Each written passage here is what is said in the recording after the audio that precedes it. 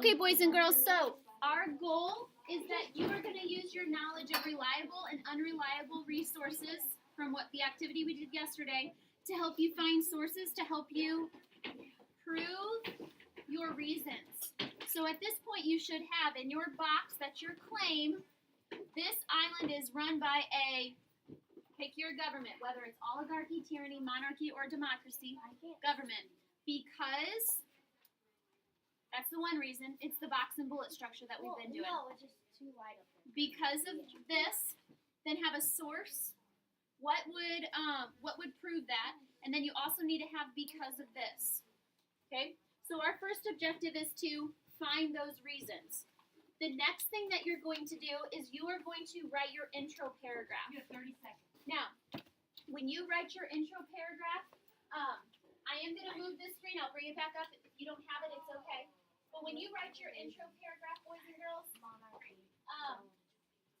when you're done with finding your two reasons, you're going to write an intro paragraph. All right? In your intro paragraph, it's going to be the same as if you were to write a paragraph for a story, except for instead of giving background information about the story, you're going to give background information about your island. So you are going to name your island. All right? And I'll give you some examples from my first hour. You need to give a little bit of history about your island. Please don't make it any more than 3 sentences because I know some kids could go on and on and on and on about like all this creative writing that they want to do about their island. I just want a short history of your island. Then you're going to end your intro paragraph with your thesis statement. This island is run by a whatever government because of this and because of this. All right? So let me show you some examples of acceptable islands that some of my kiddos picked out from first hour. Some that I know.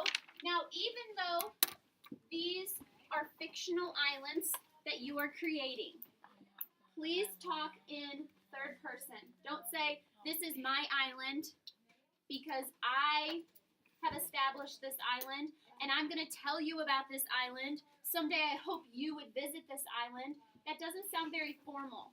We want it to be very formal, so we want to stay away from I, you, those pronouns, and try to talk in third person. All right? So, on this special island, the ruler is a gummy bear named Mr. Jiggles. He is the king, and he and his jelly bean people have all sorts of sprinkles to eat and Kool-Aid to drink. The jelly bean people, including Mr. Jiggles, live in cupcake homes and have candy, flowers, doorbells, lights, clothes, furniture, and blankets. This island is run by a monarchy government. Here are her two reasons, going to be her 2 paragraphs. Because everything in a monarchy is decided by one ruler, and because monarchy has less corruption. Do you see how she has 2 reasons there? Let me show you another example. This one has more of a serious tone to it, but it's still acceptable. She has her 2 reasons, and she has what her island is going to be. All right? If it'll load up here. Some people, when they pick their island, they make it, a lot of people are having a hard time, well, I don't even know what to make my island name. That's not the point of this lesson. The point is that you guys are figuring out the government and doing research with it. So that part, don't worry so much heavily on that. Just think of something you like, if it's soccer or music, something musical, and name it after that. So this one is Lorraine Island. Lorraine Island is a wonderful place because, Lorraine Island, a wonderful place where the Lorraines live. The ruler of the island is Melanie Martinez. She's very nice and believes everyone should be appreciated. The government of this island is run by a democracy because, here are her 2 reasons.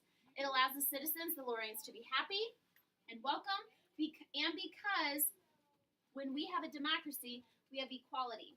So, notice you can see her 2 reasons there. Please be very formal in your writing. Don't, she said we here. Notice that would be, that's then talking in first person, right? So try to avoid that. Try to talk in third person.